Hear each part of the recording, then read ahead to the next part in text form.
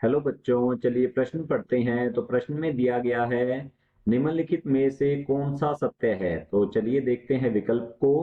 पहला विकल्प है, सहभोजिता में दोनों भागीदार एक दूसरे पर कोई प्रभाव नहीं डालते हैं।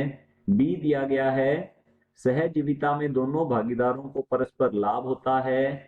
सी दिया गया है, सहजीविता में दोनों भागीदार एक दूसरे पर कोई प्रभाव नहीं डालते हैं। और डी है, सहभोजिता में दोनों भागीदारों को परस्पर लाभ होता है। तो इस प्रश्न की मुख्य अवधारणा के बारे में हम जान लेते हैं। तो यहाँ लिखते हैं मुख्य अवधारणा।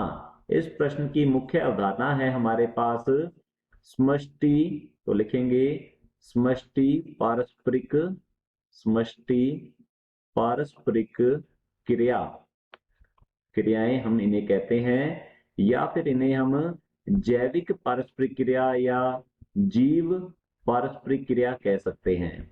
जीव पारस्परिक क्रियाएं इन्हें हम कहते हैं। किसी पारिस्थितिक तंत्र में जीव जो है वो एक दूसरे से पारस्परिक क्रियाएं प्रदर्शित करते हैं। जैसे कि यहाँ पर हम उदाहरण के तौर पर जीव ए तथा जीव बी का उदाहरण ले सकते हैं। जीव ए और जीव बी किस प्रकार से एक दूसरे के साथ पारस्परिक अभिक्रियाएं प्रदर्शित करते हैं, ये हम देख लेते हैं। पहली पारस्परिक क्रिया का उदाहरण हम लिखते हैं यहाँ पर, जैसे कि सहभोजिता। तो लिखते हैं सहभोजिता। सहभोजिता यदि इसका उदाहरण लें पारस्परिक क्रिया का, तो सहभोजिता में एक जीव जो है वह तो रहता है उदासीन और दूसरा जीव जो है उसे होता है लाभ।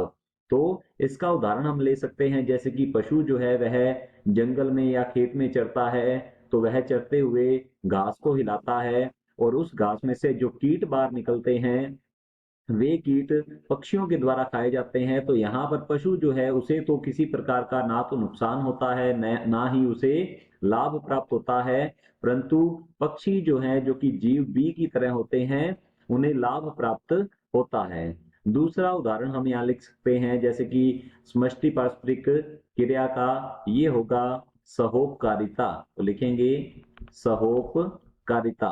सहोपकारिता जो है इसमें दोनों जीवों को एक दूसरे से लाभ प्राप्त होता है। जैसे कि लाइकेन में शैवाल तथा कवक जो है ये परस्पर एक दूसरे को लाभ देते हैं। तो ये सहोपकारिता का उदाहरण रहेगा। तो हमारे पास जो प्रश्न है इसमें पूछा गया है, निम्नलिखित में से कौन सा सत्य है। तो चलिए देखते हैं। पहला दिया गया है, सहभोजिता में दोनों भागीदार एक दूसरे पर कोई प्रभाव नहीं डालते हैं। तो हमारा जो पहला विकल्प है ये बिल्कुल गलत होगा, क्योंकि सहभोजिता के बारे में यदि बात करें तो इसमें एक जीव तो होता है उदासीन और दूसरे जीव को लाभ प्राप्त होता है, अर्थात पहला जीव जो है वह दूसरे जीव को लाभ प्रदान करने के लिए उत्तरदायी होता है। तो हमारा यहाँ पर पहला विकल्प गलत होगा, क्योंकि यहाँ पर लिखा गया है सहभोजिता में दोनों भागीदार एक दूसरे पर कोई प्रभाव नहीं डालते हैं। समष्टि पारस्परिक क्रिया या जीव की जो पारस्परिक क्रिया होती है इसमें किसी न किसी प्रकार का प्रभाव जो है जीवों के मध्य देखने को मिलता ही है। तो हमारा पहला विकल्प गलत है। दूसरा विकल्प दिया गया है, सहजीविता में दोनों भागीदारों को परस्पर लाभ होता है। तो यदि सहजीविता या सहोपकारिता की बात करें तो सहजीविता को हम, सहजीविता जो है इसे सहोपकारिता के नाम से भी जाना जाता है और इसमें दोनों ही जीवों को लाभ प्राप्त होता है। हमने यहाँ पर लाइकेन का उदाहरण लिया था। तो हमारा बी विकल्प जो है ये बिल्कुल सही उत्तर है। सी दिया गया है, सहजीविता में दोनों भागीदार एक दूसरे पर कोई प्रभाव नहीं डालते हैं। तो हमारा सी विकल्प भी गलत होता है।